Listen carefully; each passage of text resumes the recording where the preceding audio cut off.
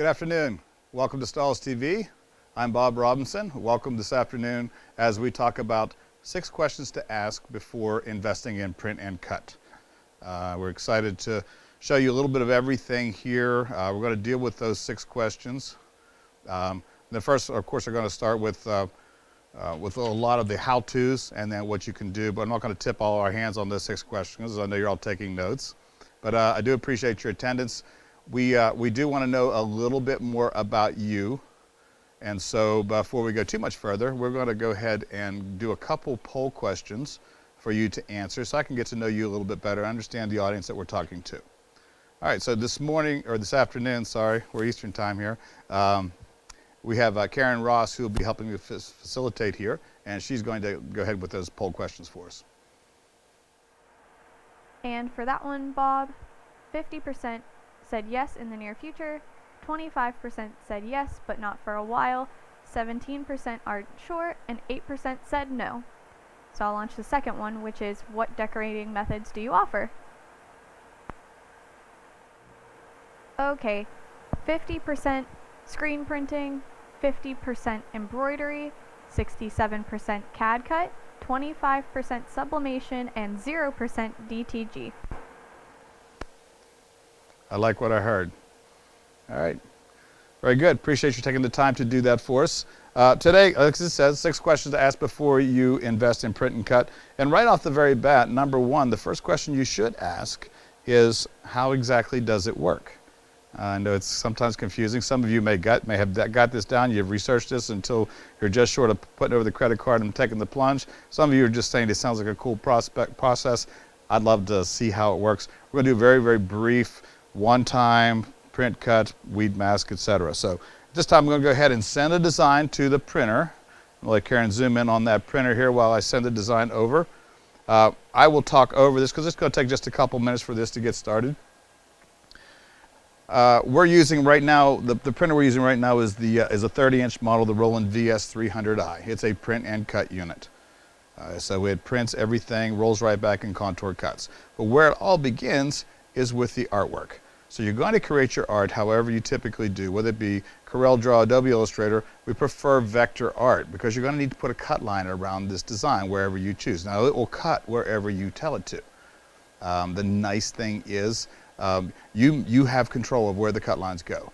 You also have control as to how many and what, and putting multiple designs in. So being unattended print and cut, I can actually send to the, I can gang up in one file 2 of these, 4 of this, 6 of another one, pretty much take my morning's production, send it to the printer cutter, and go about my business, my regular production, and start weeding, masking, pressing, all those different things, which we're going to show as well. I'm going to step over, and never mind, it did it on its own. There are 2, the reason we were waiting for just a minute, there are 2 heaters on this machine. There's one in the back, and that is a preheater. That one preheats the material. It heats the material up to a level that someone has already predetermined, knowing that this is going to soften up or open up the print receptor on that material so it accepts the inks properly. There's also another one right here on the very front apron. There is this is actually warm. So as it prints, it's going to go over top of that apron. It's going to help dry those inks so that they're not going to smear. Although most of the materials that we have are pretty much dry as they apply. Now these are solvent-based inks. It is inkjet and it's solvent-based. So that means exceptional durability outdoors. This is the same process used for signs and banners and decals, usually on a much larger format. But we've taken that technology and kind of borrowed it and created heat transfer film for all types of apparel. And as we get into the other questions, we'll get a little more deeper there as far as what types of material you can apply to and what all the versatility of the machine is. I failed to throw out there, as I always do, if you have any questions at all, feel free to type those in the chat box, and Karen will let me know when we have a question. We'll do our best to answer them. If it's pertinent to the class, we'll answer it right here on air. If it's just something simple, she'll handle that there. If I don't know, which is rare, we'll get back to you a little bit later. All right, that was a little egotistical, but it's the way it is. So you can see the design is just about done printing. Full color, as many colors as you like. few or many as you like is another real selling point of this process. With colors, about as deep a color saturation in any process that you can get, in my opinion, at least. And I'm sure the video is not doing it pure justice, but if you see this type of thing live, that red is about as red as it gets. And the tough colors to hit on this, with inkjet printing, with this type of printing, are the reds and the blacks. Are they bold? Are they vibrant? Are they good saturation? We have a question. Does the ink dry in the head like DTG inks do? Does the ink dry in the head like DTG? And I noticed there wasn't anybody who's using DTG, and maybe some of you have used it and you've got those horror stories to talk about how the tendency for these water-based inks, even in sublimation, and especially DTG, they do tend to dry up. It's just a nature of the inks. With this process, it's a solvent-based ink, so it's not going to dry up nearly as quickly. Now, if I left this thing sit unattended with not plugged in, just said deal with it, yeah, in a few weeks we'd have some problems. We'd have to take some steps to try to get it cleared out. But, and it was one of our other steps, but we'll jump to it now. As long as you leave it plugged into the wall, they do a self-cleaning cycle every 24 hours. And the phrase that I can tell you, and this has been true every time, and I proved it this morning, these things sit idle here in our office, in our TV studios, because we're not printing production, we're just doing occasional demonstration. I never approach, never approach one of these and wonder if it's going to print okay. I never have to do a tube wash, I don't do a test print, I don't look and see if all the inks are okay, it just prints. We have another question. What is the recommended size machine for decals, banners, and wallpaper? And also, being solvent-based, is there a bad chemical smell? Okay, I will deal with the chemical smell part of it. We're going to deal with the different models a little bit later. Hopefully that'll answer all of your questions, because that can be anywhere across the board. But as far as the smell goes, you don't smell it. It is an eco-solvent ink. The only reason you know it's running if you hear a little bit of a whir of the machine. We don't notice any smell whatsoever. No ventilation required. It's very safe. Everything is CP/SIA compliant, so very, very, very, very safe. Non-toxic for sure. You can go to a wide shot on this if you can now. I'm going to go ahead and do a quick sheet cut. And that's a feature. It already, in case you didn't notice, it did already print and cut, and now these designs are ready to take off. So through the control panel here, I'm just going to do a sheet cut. It's a separate blade than the cutting blade that was doing the original cutting, contour cutting around the design. It's going to just cut it off. You can set this up to automatically cut and fall into a catch basket or a box or a blanket or whatever you have down below. We're going to step over to the table now and do some weeding and masking. I got a little extra material here. I'm going to go ahead and get rid of that. You wouldn't waste this much in your shop, so shame on me. It was free to me. Weeding is, those of you doing CAD cut, which is a good number of you, it's the same principle, but the good news is we've got all these different colors on this design, and it's all one layer. So I don't have to do any special extra layers. So I just pretty much one print, one cut, one weed. Start at the corner and just pull away the excess. Now this is a very production friendly material that I'm using. This is our express print. It is a printable polyurethane material, good for cotton and polyester, very matte finish, very lightweight, very thin material. Doesn't have great stretch and rebound like some materials we have. There's one little cavity in here, and that's why this lovely Easy Weeder is huge. You should have at least 20 of these in your shop because they come up missing somehow. There's one little cavity in here behind Mickey's ear that I need to pull out, so I'll get each one of those. All right, now that we've got all of those, now it's time to do the masking. So what this was, for those who are brand new, this was a white piece of material that is laminated on top of a plastic carrier or a polyester carrier.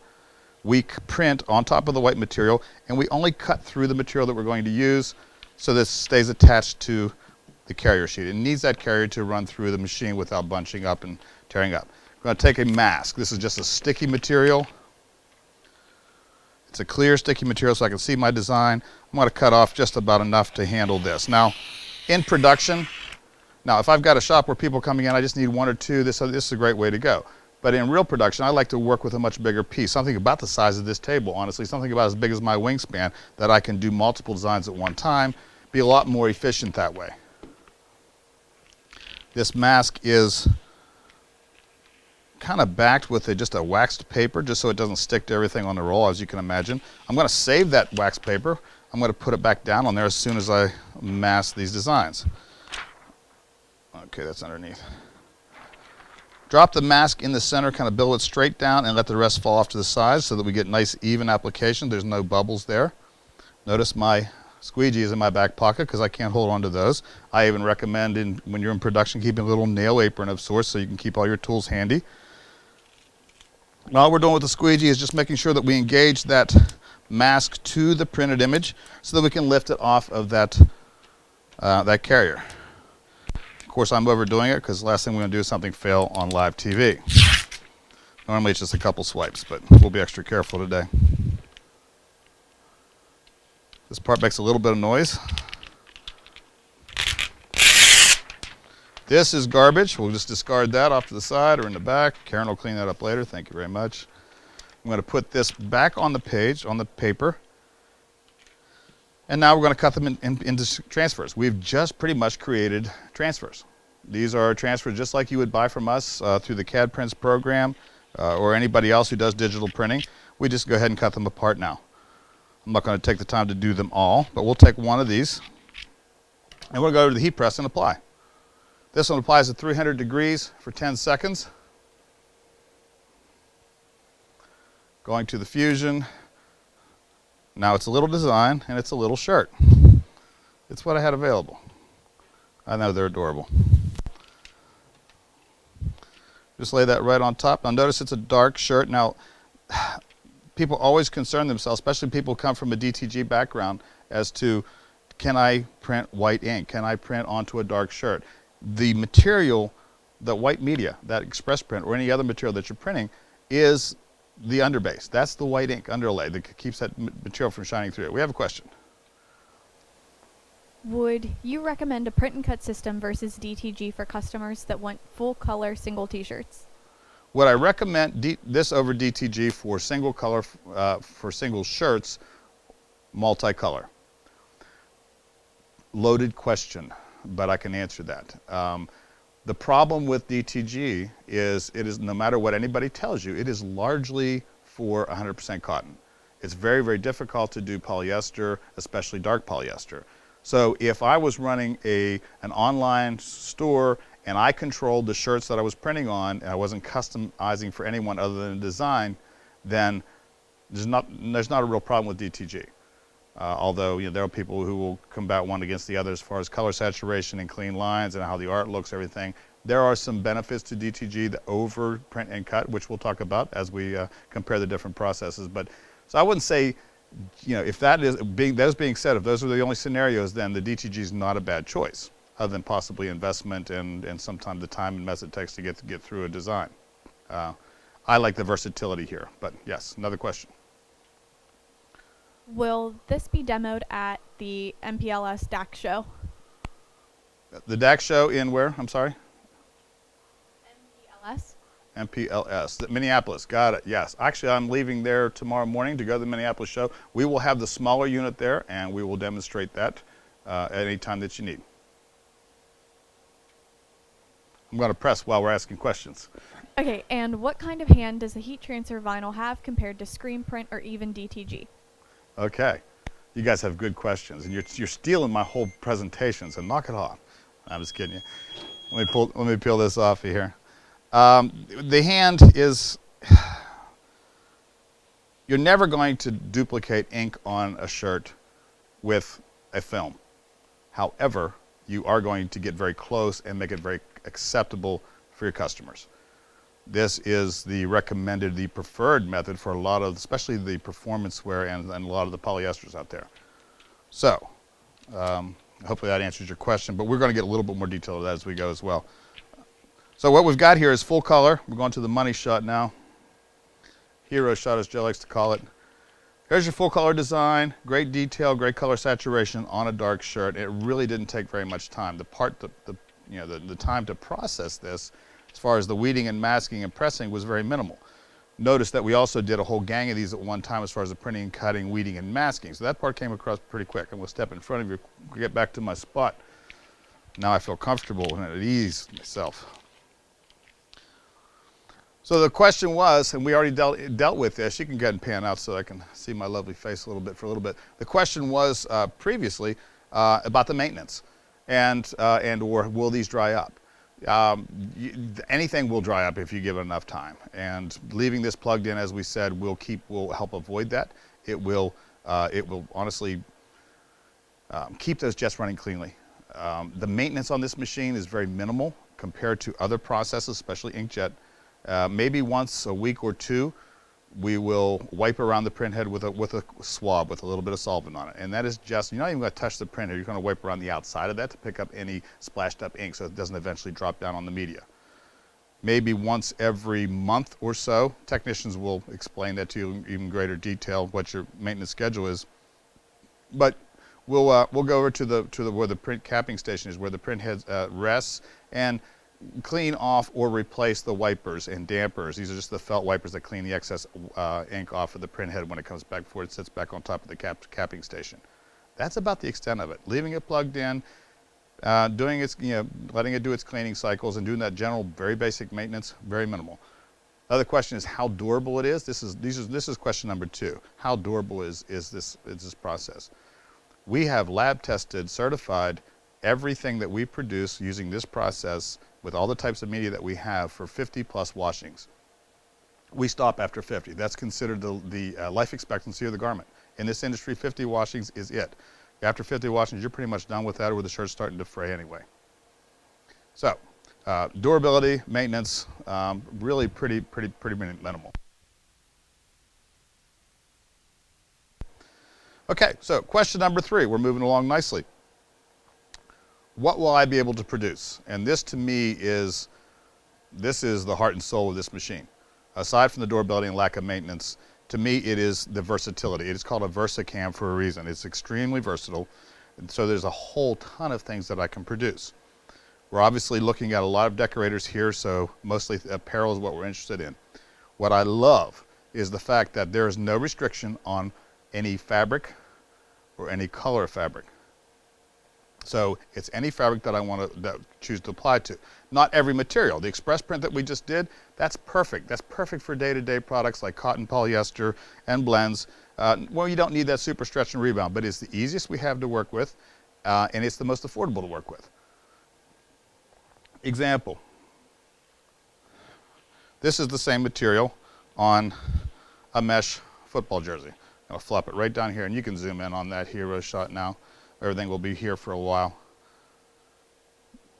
Black polyester, jersey, and what I love here is the fact that I can get very creative. It's not just names and numbers, although our biggest customers for these are doing nothing but sports and uniforms and the performance wear and the cheer and the fan market. But not only, we've used this sample so many times, but it's a great example of power clipping in some photo images inside of the numbers. So it doesn't have to be just red on white on a 2-color design and save yourself the extra layer. Although that's a great way to go as well, if it's what your customer wants. But you can now offer full photo quality images and still stay within the parameters of uniforms. Doesn't have to always be a dark color. This is a white polyester. In this case, we actually utilize clear. Now this is the SuperTech matte clear. So the hand on this is about as good as it gets. Still not ink on a shirt, but it's it pretty much matches the texture and the feel of a performance polyester. And if you can tell here or not, but the stretch is exceptional. Stretch and rebound is great. So I can do this. Now this doesn't even require mass, so it's actually even more affordable. This is the only time that we print in the mirror image, is when we're doing on directly to white polyester.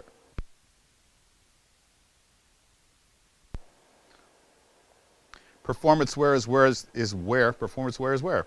Performance wear is where this media really shines. This is a special effect metallic. This is our Foil Tech Silver.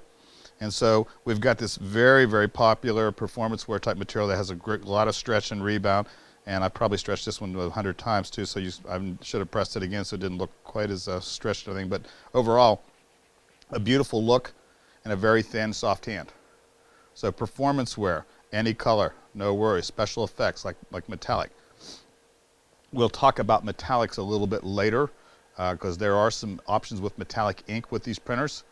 and I'm going to do my best to talk you out of it. Material type is not an issue. This is actually a red nylon. Those two colors, those two characteristics are usually pretty difficult. Red is usually a problem as far as bleeding, although nylon is not such a big deal, but just adhering to a stretched nylon is usually a problem. Again, great stretch and rebound in the hand. The material actually matches up to the fabric itself, and that's what you're looking for. Is that screen print? Nope. Is it totally acceptable and actually sometimes preferred? Absolutely. Red polyester, the worst ever anybody could possibly try to decorate. Even if you're a screen printer, it can be the nightmare. Red polyester tends to want to bleed through. That's dye migration. The white areas in a lot of these designs with other processes can turn very pink because the dye migrates through it, especially with the hotter temps. This particular material is the SuperTech Sublistop, and it is specifically for this type of situation where you have a dye that will not behave itself, that wants to migrate through. It has a charcoal adhesive on the back, so it's going to help block that dye migration from coming through. Karen says we have a question. Is there a white outline around those images? Is there a white outline around these images? To date, we've not had a white outline unless it was preferred. I did have one around that that first football jersey because it was dark green on a black shirt. Therefore, I needed to bring the color forward. So putting a white outline around things on the outside, regardless of what you may hear from people doing it for you, Stahls included, is not necessarily a mandatory thing.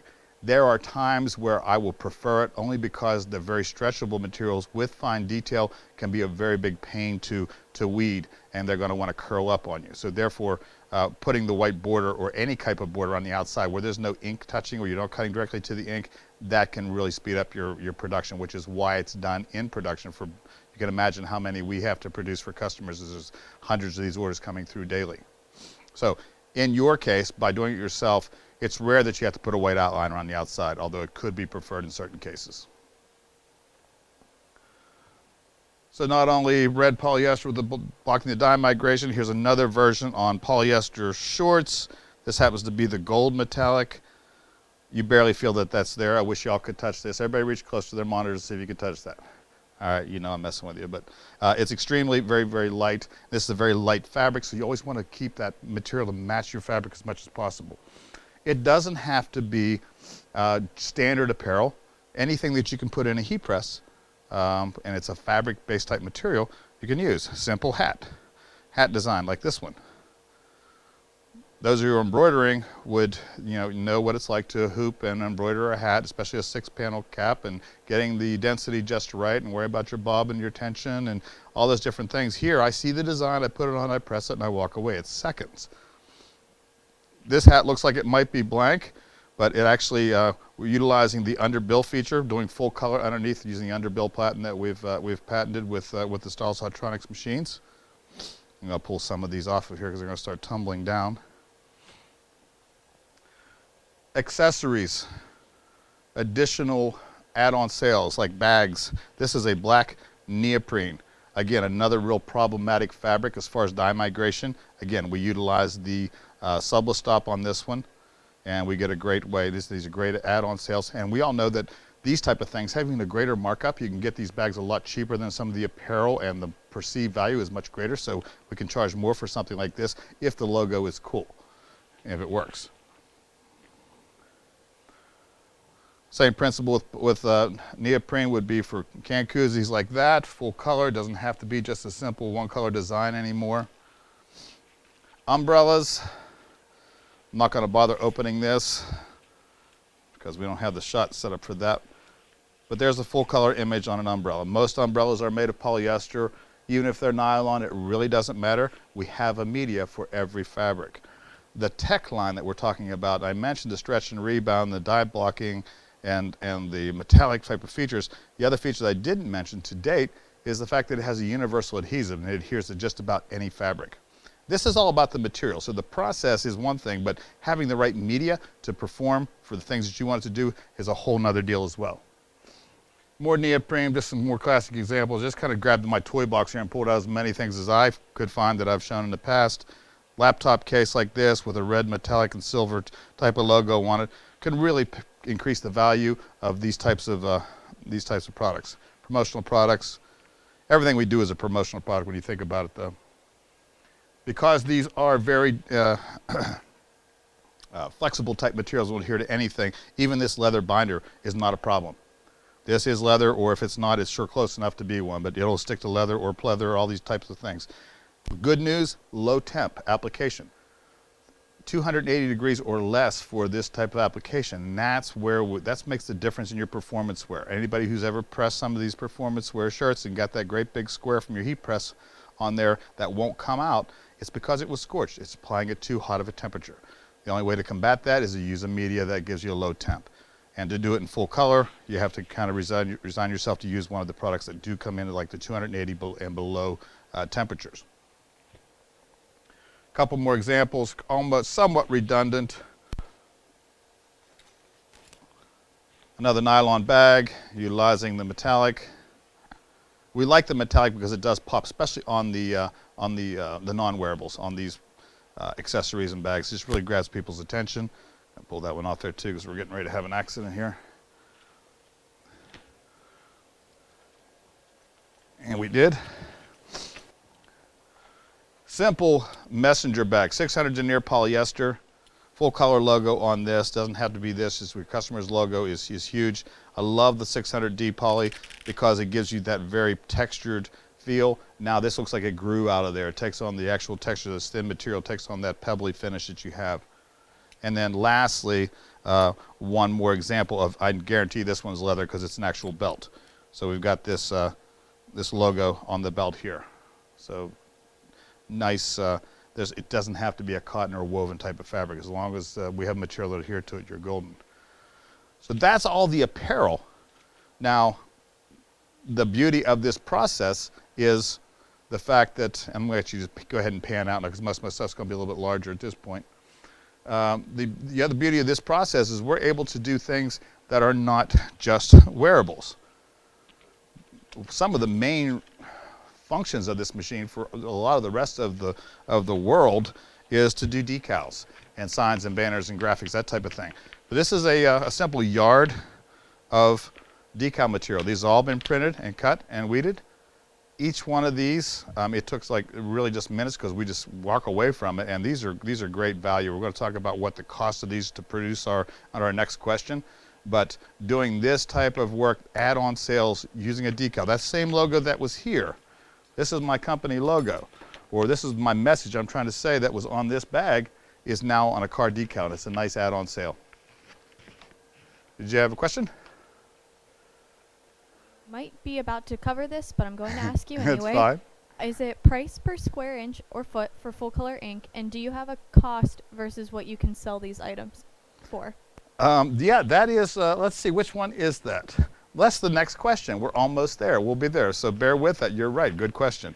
However, I won't deal too specifically what you can sell them for. We'll give you a general range about what the markups are. But I can definitely give you the cost to produce.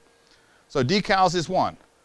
When someone says print and cut, we're also talking banners. Now this is a little scaled down version because we don't have room to show you the big ones, but this is a little 20-inch by, I don't know, 3-foot wide banner. It prints directly to banner material. Load in the banner material, send your file, it prints, here's your sign. Big business here as well, very nice for local type establishments who need something quick. Yeah, there are people who do banners us type of work, and they may undercut you, but there's something to be said for a brick and mortar store, somebody they already trust has done their apparel, to be able to add on some additional sales so they can do a one-stop shop. And that's what we're shooting for. We're trying to get you to be a shop that can handle just about anything that walks in the door so that we don't have to tell anybody no, ever. And there's one more, or a couple more, which I don't know where it went. I may have lost it along the way, but it's a wall graphic media.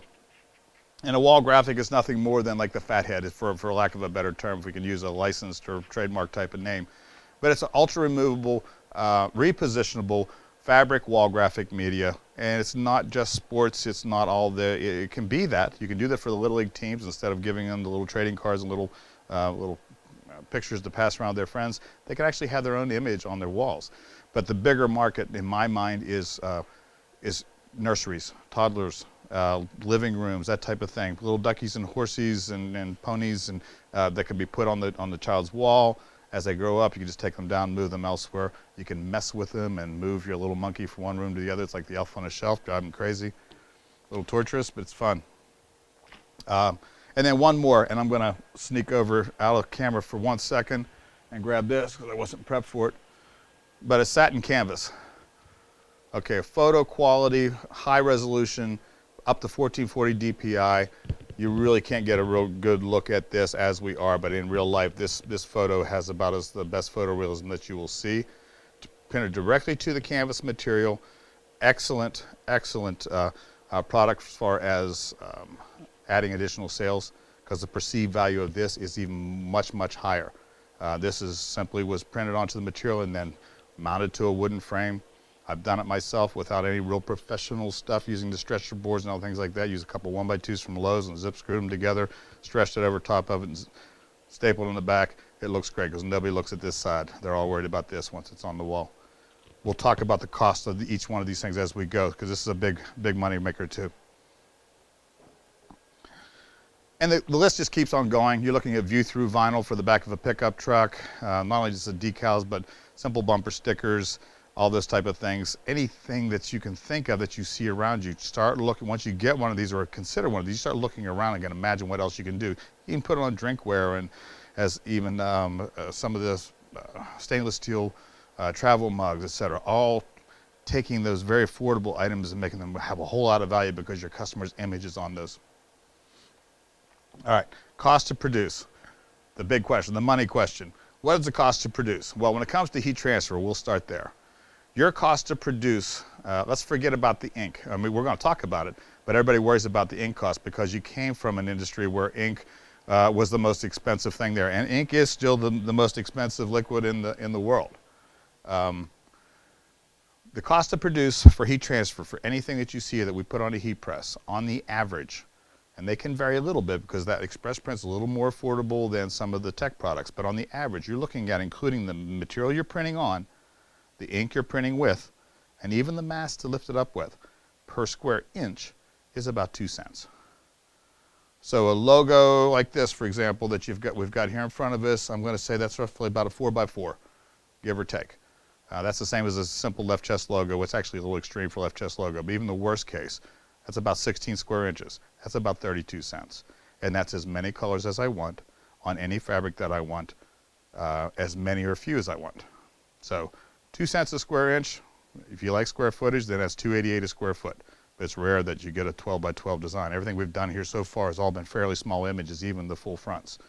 People always ask for these great big 11x17 type deals. Yeah, you can do them, but they're usually not the preferred size for a shirt. So cost to produce for heat transfer, 2 cents a square inch. Go all the way up to 3 for some of the extreme materials, even including the shipping or in case you have extra waste. Now you can make that more costly by wasting the material like I did. This little extra piece here was not used for anything. I could probably reclaim that, but my time's worth more than what this piece of material cost. So 2 cents for that.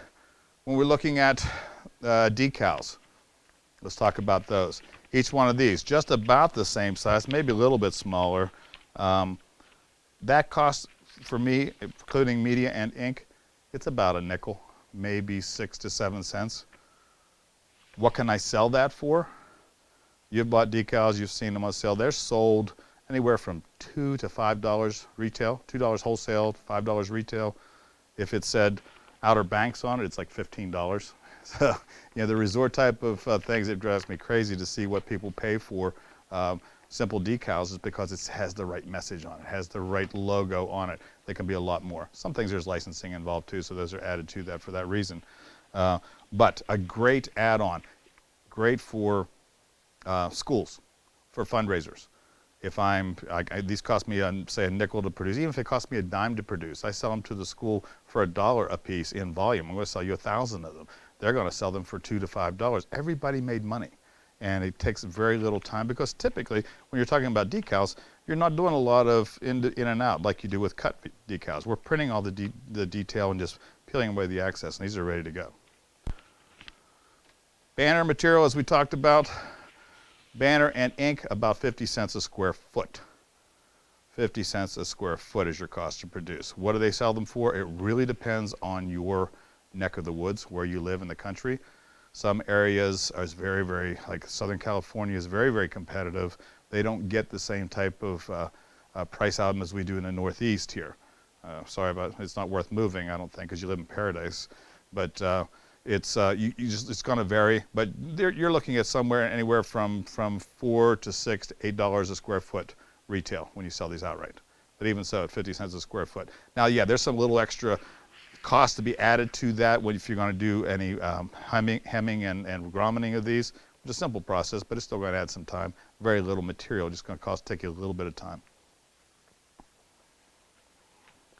The wall graphics and the satin canvas are about in the same league as far as pricing goes. Your cost here for the material, in this case the canvas material and the ink, is somewhere in the neighborhood of like $1.50, $1.60 per square foot. So this being a 16 by 20, this thing couldn't have cost more than $6 or $7 to produce. I've seen these sell for $75 to $100, especially for senior pictures and wedding photos, etc. So if you're not a photographer yourself, get in cahoots with a local photographer, have him send you these totally ready to, camera ready, retouched, perfect prints. Sell them to him unwrapped and let him do it himself for a much more affordable price, or give him the whole package. Either way, is money made for everyone. Again, the higher end products, just like when you're going to print a jacket, your design costs the same amount as it does to print on a t-shirt. But if I put it on a higher end fabric, a higher end item, I'm going to have a lot more sales. We always want to look at what can we get per piece. What's my profit per piece? So I don't really want to specialize in selling socks or something very low end. I would like to do leather jackets and higher end type performance wear so that I get a lot better, more bang for my buck as far as my labor goes. I hope that answered the questions for those about the cost to produce and what I can sell for. Question number 5 is what are the shortcomings? Are there shortcomings? Sure, with every process there are things that are limitations. So we'll call them that. I don't want to say shortcomings, but limitations. You ask about the hand. Does this feel like screen printing? This one does. But anything else on a slick surface like that, you're going to, especially as smooth as lighter cotton tee, you're going to feel that there's some weight there. Now there's ways to avoid that. This design, if I put this, say 10 by 10 on a standard 5.6 ounce cotton shirt or 50-50, I'm going to notice that there's some weight there and that it feels like there's a decal, so to speak, on there to a degree because it's just all material. If I do a design like this, now I am going to open it, darn it, like this umbrella. It's not bad luck, it's okay. This arrow point design, as you see here, a lot of cavities, a lot of openings, a lot of the fabric showing through. So if that is on my shirt, I barely feel that it's there because every other half an inch I'm feeling fabric, so now it feels like that almost goes away.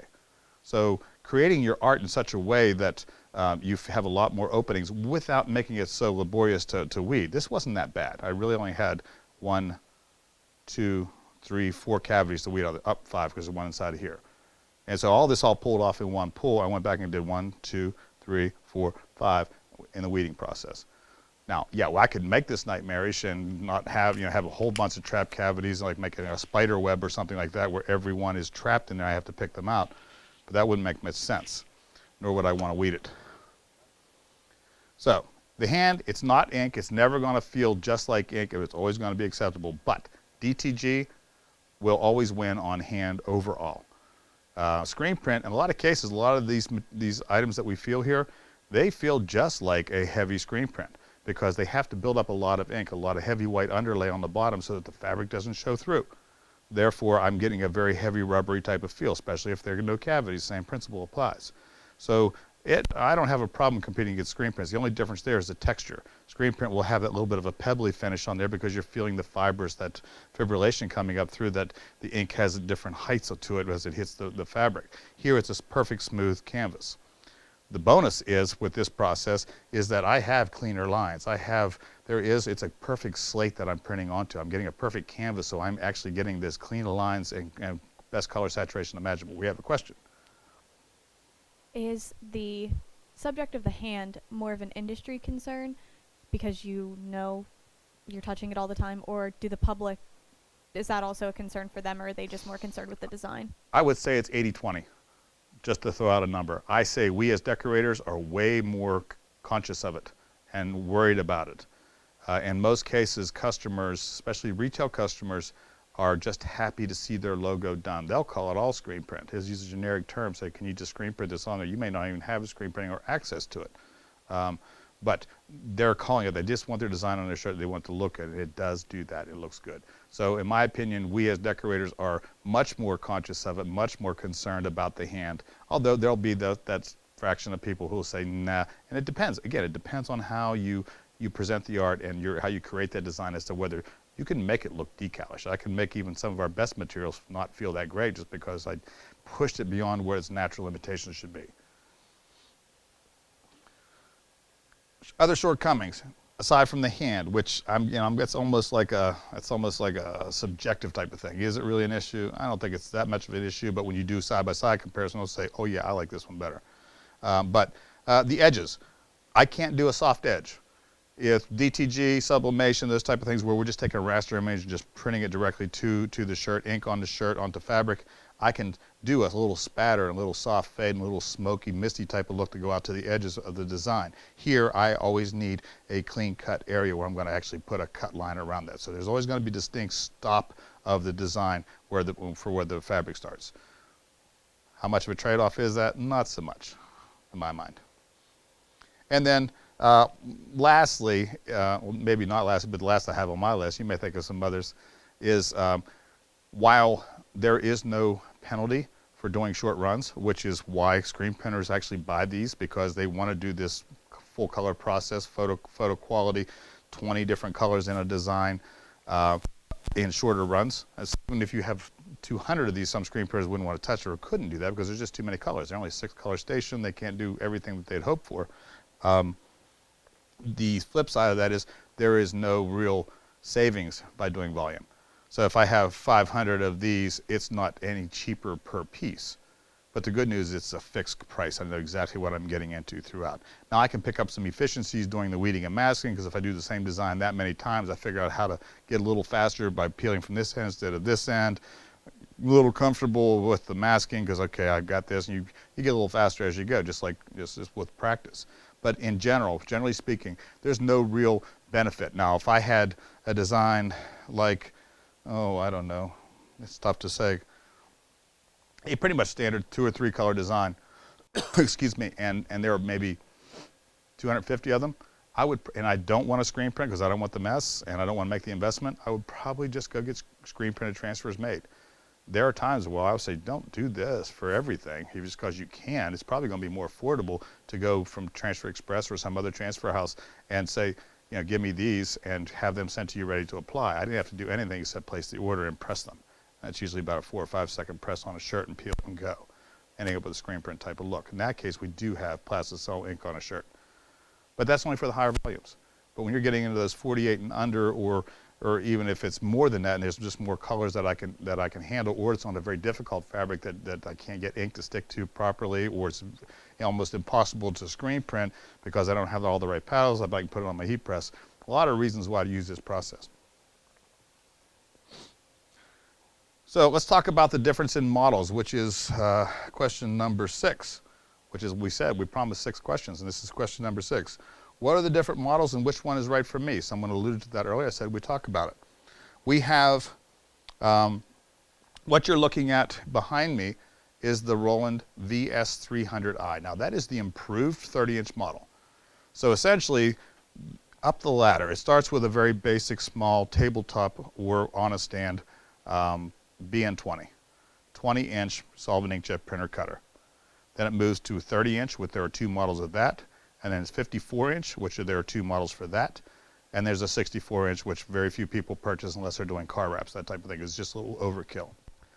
So starting at the bottom end, I'm going to have Karen swing over to the BN20, which is to my right. Just a quick shot so you can get a visual of it. We only have 2 printers in the room, so I'll at least show you 2 of them. This is the BN20. This is the most affordable unit. And it uses basically 4 colors of ink, CMYK. There's an extra one there that can use white or metallic. We generally set them up with just the 4-color system with an extra magenta. And we'll explain why here in just a bit. But while it does the same type of job in spot colors, like if I would have printed that Mickey Mouse there and on this higher end VS300i, you probably wouldn't tell the difference, other than the fact that it took 4 times as long. It is definitely smaller and definitely slower. So that is the lower end. It's a great way to get started, but it's one that you could actually outgrow fairly quickly if this takes off for you. If this is a big part of your business, and you already have the business there for it, and you say, man, we're going to make a killing with this, this one may not last you as long. Not so much durability as much as it does the fact that it's just not going to produce what I need. And I'm going to outperform, outsell the capacity of that machine. All right, bring back to me. After the BN20, and that one, rough numbers, you're in the $7,000, $8,000 range when you get all said and done with printer and ink delivery, etc. So that's, in my mind, it's a great way to get started. I have a lot of people going there and say, I will go ahead and move up to the other models as I grow. Your choice. My mind, buy what you need. If you know you're going to need it, buy it up front, because reselling one of these things is a little more difficult because nobody trusts you whether it's a good printer or not. After that, we moved to the 30-inch model. This is the VS300i. There's one under this one. Looks the same, almost identical as far as size and shape. It's called the SP300i. SP300i, and we get this question a lot. What are the differences between all these printers? That's why I want to take the time to show you. SP300i is a little bit older technology. It's been around for 10 years or better. It uses CMYK, just pretty much like the BN20. So it's basic 4 colors of ink. Has a 1-year warranty. And compared to the upgraded model is 37% faster. That being said, it's still 3 times faster than the BN20. All right, you're getting all that math there. It's still much faster than the BN20. It also gives you the ability to do 30-inch. So now I can do some wider posters and some semi-banners, maybe some vertical banners out of this machine, or smaller ones are used back behind a graduation table or a wedding table or something like that. That one is, rough numbers, that's going to be right around in your $12,000, about $12,000 range for that particular printer. The VS300i, which I have an affinity for, this is my baby. I love this machine. The difference here is not only is it faster than the SP300i, it is also has an extra year warranty, 2 years as opposed to 1. It has 8 cartridges of ink, and this is where it makes a difference, because now I have CMYK, light magenta, light cyan, light black, and then an option for either white or metallic. What that does, by having that number of colors, I have a greater color gamut. I can hit particular spot colors a lot easier. I have a better photo quality image. That light black or gray in that, my grayscale is very accurate now. I would definitely, if I did the spot color here versus an SP, the same Mickey Mouse again, cartoon type looking designs, they're going to look very similar. But when I do that photo quality image, when I start doing this type of high-res photo thing, it's night and day. We were really impressed when they came out with this ink set going to this type of imagery. And the fact that it's faster with a longer warranty makes a big deal to me. Now, we said we talk about the white and or metallic. I don't like either one in our industry. White is somewhat redundant because we're almost always printing onto a white material. So that is the white in your image. This was not printed with white ink in this image, but anything you see white in here, although you don't see a real good close-up of it, that's the material. So the fabric or the canvas itself, there's no ink in those pure white areas. So not really necessary. The only time I would need white ink is if I'm going on to a clear window cling or a decal type material, and I want white in the design. Most people shy away from those anyway because the inks themselves are translucent. I can see through that ink to a degree, so therefore my reds become kind of pinkish and rose color. So I'm not going to have that real color vibrancy that I do on some of the other type of decals. So, and now metallic just doesn't really wash well, in our opinion. With our materials that we've had with testing, it doesn't hold up in the wash very well as far as durability. It doesn't hold up very well in the wash, and even on decals, it is recommended that you would laminate that to keep that from being scratch resistant. And the cost of one of those little 220, not 440s, is $229 compared to $69 for the same size in a regular ink cartridge. So replacing it is a great big deal. So if you're not going to use it, you're still going to use a little bit every time it cleans. We shy away from the metallic because we have so many of these metallic materials that will give you the same effect, much more cost effectively and much more durably, is using the metallic material, in my opinion. So we'll do our best to shy away from that. Not a big deal if you go out of the white, but I'm going to do my best to talk you out of metallic. So VS300i, we're looking somewhere in the neighborhood of $17,000 to get invested in one of those. In both of those other models, the SP and the VS, they grow up. There's 2 feet more length of the machine in the SP540i and the VS540i. Hope you're taking notes. The SP, they're both 54-inch machines, and they both perform exactly the same as the other machines do. The same upgrades apply to each one. Why would I buy a 54-inch machine? Just not because I have the biggest printer on the block and it's a bragging rights. It's the only reason I would think you would need a 54-inch machine if I was going to go into the banner business. I know I was going to do a lot of banners or do a lot of car wraps. And now that's a very specified industry. It takes a lot of training and skill and some practice to really get good at that. But if you knew that you're going to sell a ton of banners, you're the only game in town, I know I could kill this with the banner thing, then go 54. I get a lot of people saying, man, I wish I'd have bought the bigger printer. I had no idea that there was this much money in wider format stuff. So 54-inch is great as long as I can do banners. If you say, you know what, I've got a banner company right now that's going to do them very affordably, I'm very happy with what I get, I don't do that many, then in my mind the 30-inch is plenty. And again, 64, only for, in my mind, not only just banners, but car wraps, because they'll cover the full hood of a bigger vehicle without having to piece them. That's why they go to 64 there. We have a question. What size would you recommend for wallpapers? For wallpapers, well, wallpapers I want probably about as big as I would go, although putting them up is real difficult. If you put up standard wallpaper, they're not much more than a couple feet wide. But if you're trying to do a great big mural and you're trying to keep the seams to a minimum, then I would say the 30-inch is more than enough. But that's a little tricky to do wallpapers because you're not printing edge to edge. You're actually going to have to slice those down on the edge because there's always going to be a white edge on the edge of the material.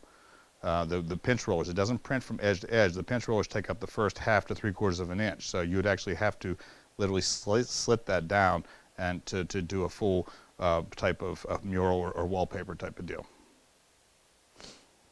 Any other questions? Because we're just about done. I'm way over my time. I said I wouldn't, but I did.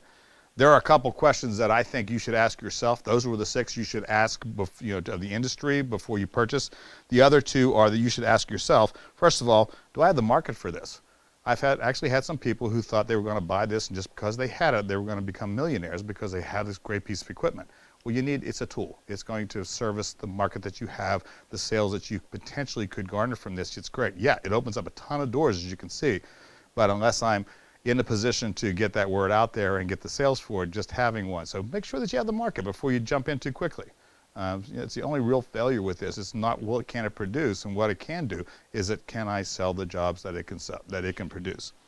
And then lastly, am I graphically prepared for this? When I say graphically, do I have access to full color graphics, vector art? Can I produce the designs? Doesn't matter what kind of process you have. If your designs are less than average, people are not going to go to you. It's about the image. So if you've got the graphics down or have the ability or know someone that you can or can hire that out, not a problem. Just know that it's not just push a button, I'm going to get a pretty picture. I've had some folks come that way too.